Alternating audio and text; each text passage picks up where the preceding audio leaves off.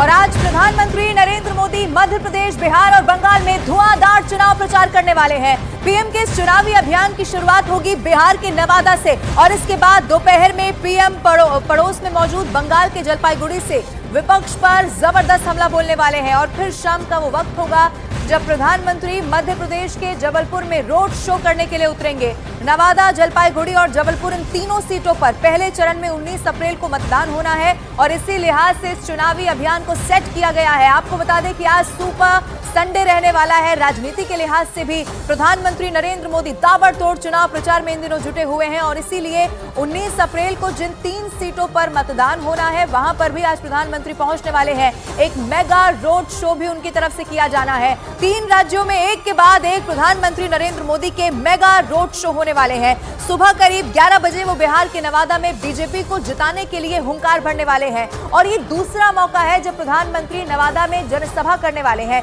इससे पहले उन्होंने 2014 में नवादा में रैली की थी और लोगों ने तब के बीजेपी उम्मीदवार गिरिराज सिंह को बढ़ चढ़कर वोट दिए थे।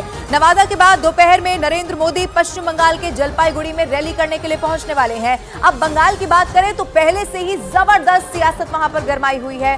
बीजेपी और टीएमसी एक दूसरे पर बहुत आक्रामक हैं। ऐसे में जलपाईगुड़ी की जमीन से प्रधानमंत्री ममता बनर्जी को जमकर घेरने वाले हैं। 2 राज्यों में बैक टू बैक रैलियों के बाद शाम को प्रधानमंत्री मध्य प्रदेश में होंगे। वो वहां जबलपुर में करीब 1 घंटे का रोड शो करके मध्य प्रदेश में बीजेपी के चुनाव अभियान का शंखनाद कर देंगे। पीएम के रोड शो के जरिए बीजेपी अपना शक्ति प्रदर्शन भी करने वाली है।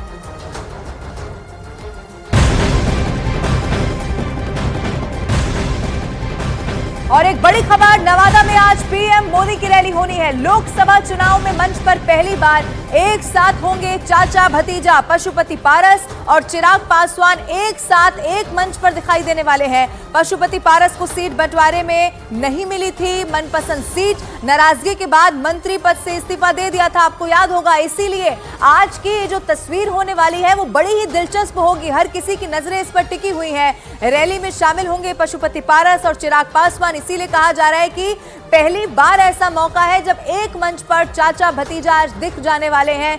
बिहार के नवादा में आज प्रधानमंत्री नरेंद्र मोदी पहुंच रहे हैं और रैली में चुनावी मंच आप मान लीजिए कि सज चुका होगा और उसी में चाचा भतीजा एक साथ होंगे। अब बिहार की नवादा सीट बीजेपी के लिए आसान सीट है।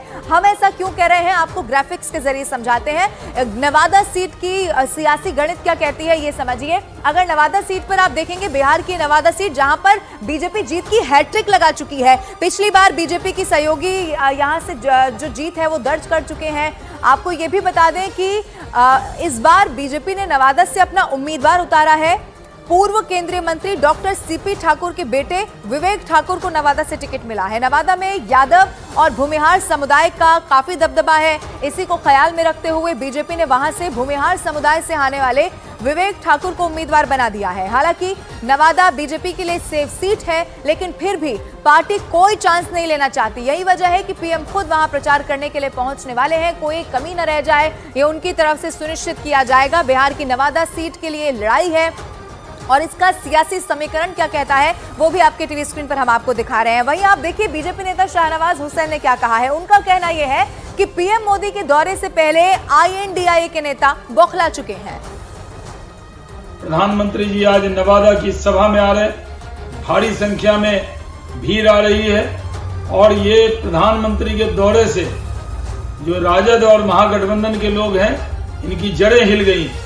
इनको ये लगने लगा है कि प्रधानमंत्री से जो बिहार की जनता इतना प्रेम करती है और प्रधानमंत्री भी प्रेम करते हैं बिहार से, इसलिए वो बार बार आ रहे हैं। और महागठबंधन को लगता है कि उन्होंने VIP पार्टी से समझौता क्या कर लिया, वो लड़ाई में आ जाएंगे। अरे पिछली बार भी VIP 0 पे आउट हुई थी, राजद 0 पे आउट हुआ था और कांग्रेस पार्टी को 1 सीट मिली थी। इस बार महागठबंधन को 1 भी सीट नहीं मिलने वाली।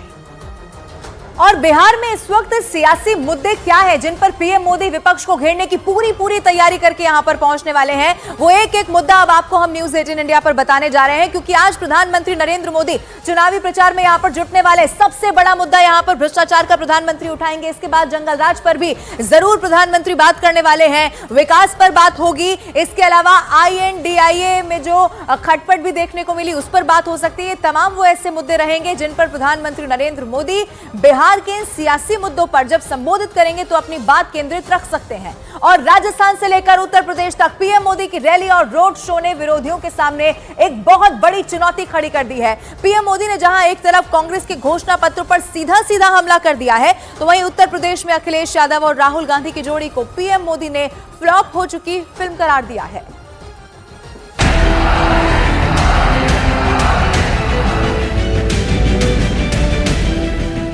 यहाँ उत्तर प्रदेश में दो लड़कों की जो फिल्म पिछली बार फ्लॉप हो चुकी है, उस दो लड़कों की फिल्म को इन लोगों ने फिर से रिलीज किया है।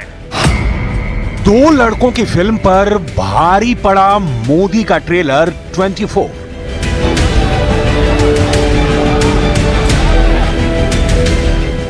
चौबीस के लोकसभा चुनाव में पहले चरण के मतदान में मुश्किल से 2 हफ्ते बचे हैं। हम आपको एनडीए का चेहरा बने पीएम मोदी और इंडिया गठबंधन का चेहरा बने राहुल गांधी के बीच चुनावी तैयारियों का वो घमासान दिखा रहे हैं जो साबित करता है कि चुनावी युद्ध चरम पर पहुंचने लगा है।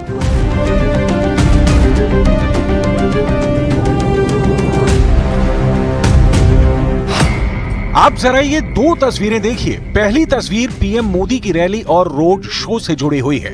वहीं दूसरी तस्वीर में इंडिया गठबंधन का चेहरा बने राहुल गांधी और यूपी में बीजेपी को टक्कर देने का दावा करने वाले अखिलेश यादव हैं। अखिलेश और राहुल दोनों साथ साथ यूपी में चुनाव लड़ रहे हैं। वहीं कांग्रेस अपने घोषणा पत्र से ये दावे कर रही है कि 24 में परिवर्तन होकर रहेगा। पीएम मोदी ने राहुल और अखिलेश यादव का बिना नाम लिए इस जोड़ी को ऐसी फ्लॉप फिल्मी जोड़ी बताया है जो 24 के चुनाव में भी फ्लॉप होगी। यहाँ उत्तर प्रदेश में दो लड़कों की जो फिल्म पिछली बार फ्लॉप हो चुकी है, उस दो लड़कों की फिल्म को इन लोगों ने फिर से रिलीज किया है।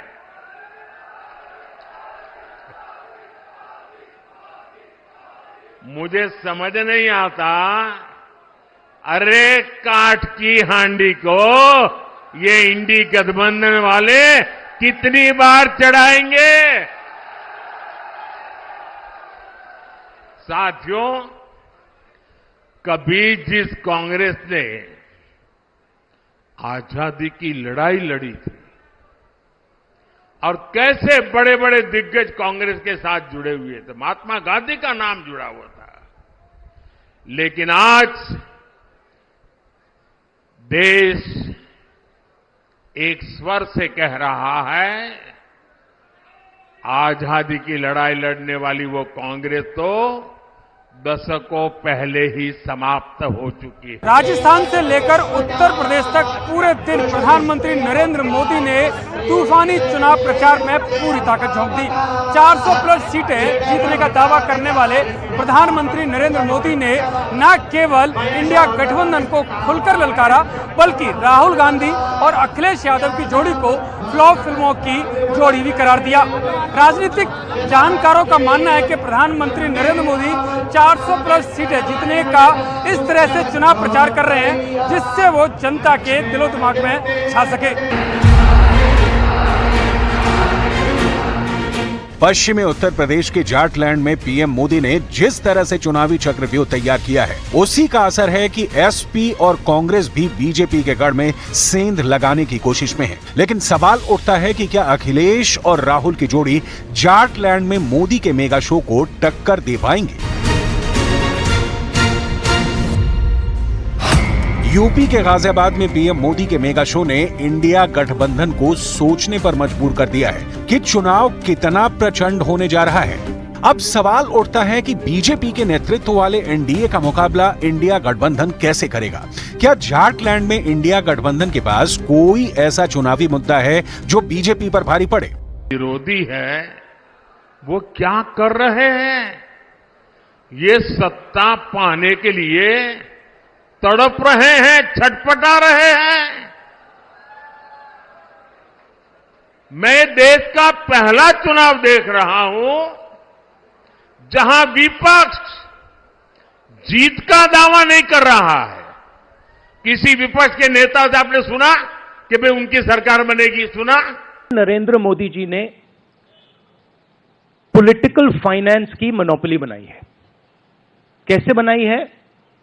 ED, CBI, income tax department का प्रयोग करके।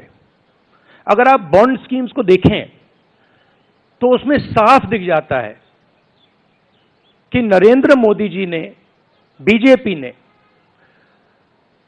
एक प्रकार से पॉलिटिकल फंडिंग एक्सटॉर्शन से, धमकी से, प्रेशर से बनाई है। इधर राहुल गांधी ने कांग्रेस के 48 पेज के घोषणा पत्र से मोदी सरकार को सीधी चुनौती देने की कोशिश की है। बीजेपी ने कांग्रेस के घोषणा पत्र में तमाम खामियां बताते हुए कांग्रेस के घोषणा पत्र को झूठ का पुलिंदा बताया है। पीएम मोदी भी कांग्रेस की कथनी और करनी पर सीधा हमला कर रहे हैं। तो 2 दिन में राजस्थान से लेकर उत्तर प्रदेश में पीएम मोदी ने 2 दिन के अंदर ही माहौल बना डाला है। वहीं इंडिया गठबंधन में शामिल समाजवादी पार्टी के अध्यक्ष अखिलेश यादव और राहुल गांधी मिलकर कोई बड़ी रैली या फिर बड़ा रोड शो पिछले 1 हफ्ते में नहीं कर पाए हैं।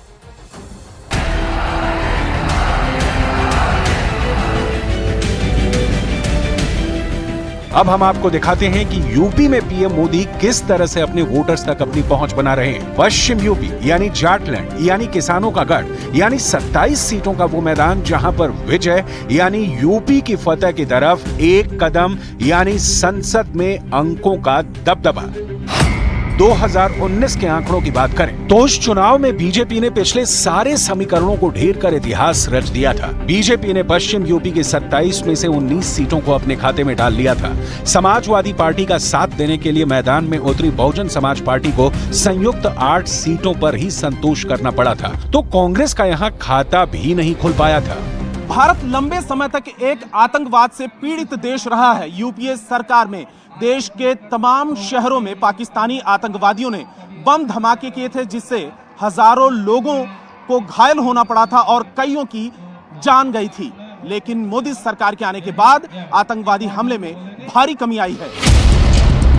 इन 19 अंकों में सहारनपुर शामिल ना हो सका था। बीजेपी मुस्लिम और दलित वोटरों वाली सहारनपुर सीट पर कब्जा नहीं जमा पाई थी। ऐसे में एक बार वोटरों को साधने के लिए प्रधानमंत्री मोदी खुद मैदान में उतर चुके हैं।